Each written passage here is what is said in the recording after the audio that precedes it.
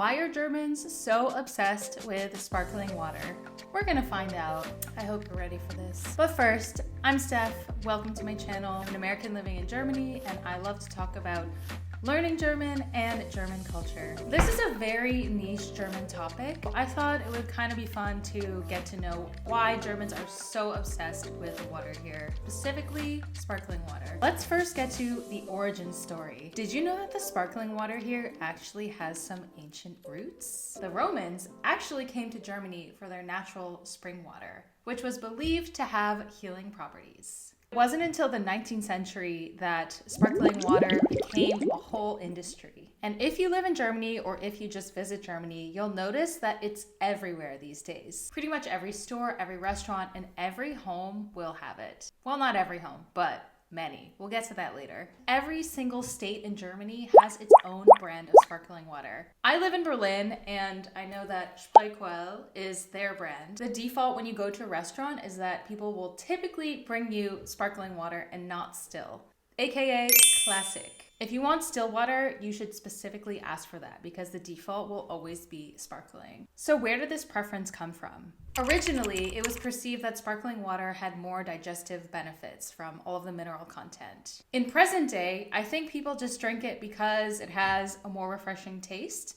But if you prefer it for another reason, do let me know. I made some shorter videos on my TikTok channel and I asked people at what point do they start drinking sparkling water. Some people start drinking it from when they're infants. It's not necessarily like they're going and buying this every week at the grocery store. People have their own carbonators in their home. Speaking of carbonation, let's talk about the different levels. So there's classic, like I mentioned, and this will have the most carbonation. Spicy water. Then we have medium, which is obviously somewhere in the middle, or medium as you would say in German. And then there's stilles Wasser or still water, and that would be defined as the natural water, which has no carbonation. Okay, so now that we've covered that there are different levels of carbonation, let's also talk about where this water actually comes from. If we look at northern Germany, for example, we have the brand called Helle. This water has a little bit of a softer taste. It has lower mineral content. I've tried it before, but this is very different than water from, let's say, Saxony. There's a brand called Lichtenauer, and this one is even more soft than Helle. Balanced and gentle carbonation. Then we go to West Germany and we have one of the oldest brands called Gerolsteiner. I've tried this one and I'm really not a fan because it has a very strong taste. It's a little bit salty in my opinion, but apparently it's very healthy to drink. And from what I've seen on social media, I would say not many people prefer this brand. And if we move on to South Germany, there's another brand called Adelholzener. I think I'm saying that right. This one has a smoother, more refreshing taste because the water comes from the Alps. And then of course, as I mentioned, from Berlin, Germany, this video is not sponsored by Spreewell, by the way. I just drink it all the time. I love it. But if Spreewell wants to sponsor me, hit me up. Aside from the regional variations, sometimes grocery stores also have their own brands of sparkling water. Take Lidl, for example. They have this brand called Saskia. Apparently it's quite good. So just a quick recap. Spreewell is a little bit lighter tasting. It's for everyday drinking. I can actually drink it every day, and I pretty much do. Then we have Gerolsteiner, which is a higher mineral content, slightly saltier in taste. And then Adelholzener, which is softer, more refreshing. I actually have no idea how many different varieties or brands of sparkling water there are, but I'm very curious to know which ones are your favorite. Please leave a comment and let me know which ones you like the best, and also let me know which region you're from. Okay, I know we just covered the different levels of classic, medium, and still water. Did you know that in Germany you can also pair these with food like you would wine?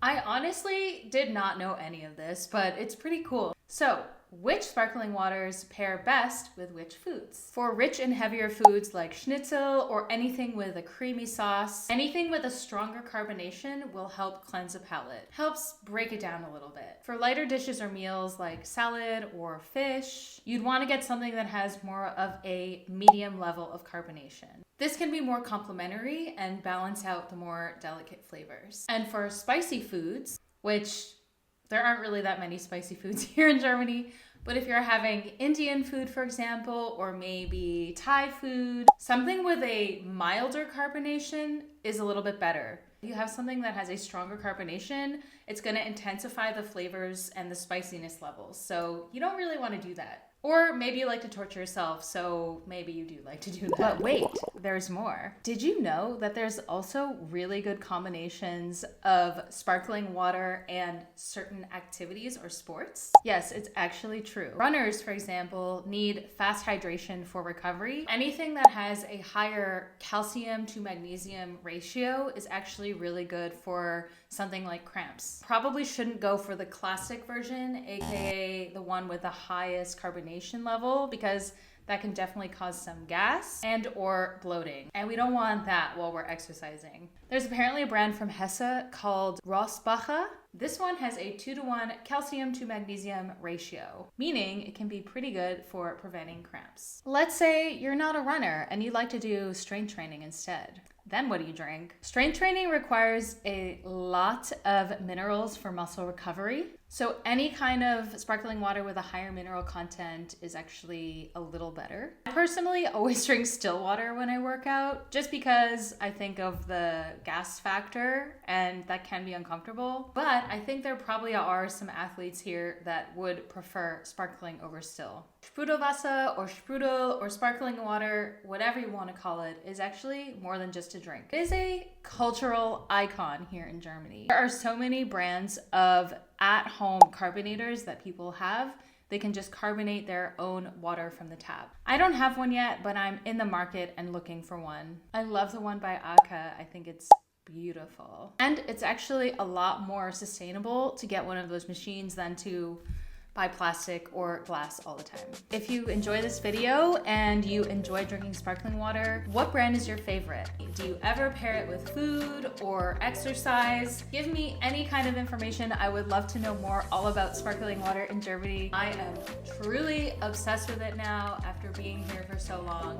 Prost. If you have any other niche German topics that you'd like me to talk about next time, leave a comment and let me know, and maybe it'll be the topic of my next video. See you next time.